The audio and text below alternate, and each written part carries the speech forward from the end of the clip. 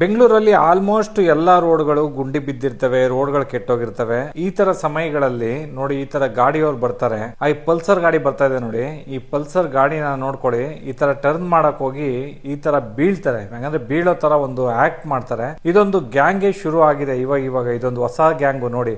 Already ಅಲ್ಲಿ ಕಂಬ ಹತ್ರ ಒಬ್ಬ ನಿಂತಿದ್ದಾನೆ ಔತ್ಕೊಂಡು. ಆದ್ರೆ ನೋಡಿ, ಈ ತರ ಗಾಡಿ ಬೀಳ್ತಾ ಇದ್ದಂಗೆ ಎತ್ತಕ್ಕೆ ಅಂತ ಬರ್ತಾರೆ.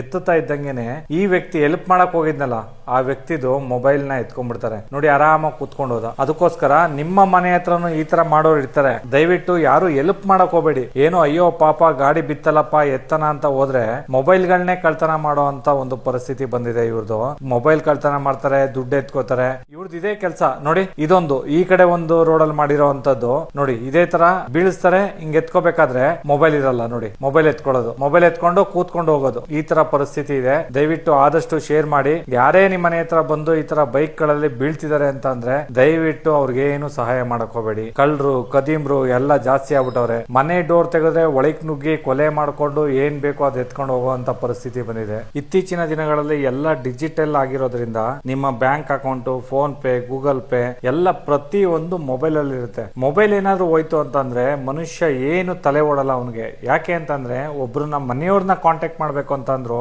ಮೊಬೈಲ್ ಬೇಕು. ಯಾಕೆ ಅಂತಂದ್ರೆ ಯಾರು ಮೊದ್ಲಿನ ತರ ನೆನ್ಪಿಟ್ಕೊಂಡಿಲ್ಲ ನಂಬರ್ಗಳನ್ನ, ಎಲ್ಲ ಮೊಬೈಲ್ ಅಲ್ಲಿ ಇರುತ್ತೆ. ಹಾಗಾಗಿ ಮೊಬೈಲ್ ಗಳನ್ನ ಮತ್ತೆ ದುಡ್ಡುಗಳನ್ನ ಯಾವುದೇ ಕಾರಣಕ್ಕೂ ಮೇಲ್ಗಡೆ ಜೋಬಲ್ಲಿ ಇಡಬೇಡಿ.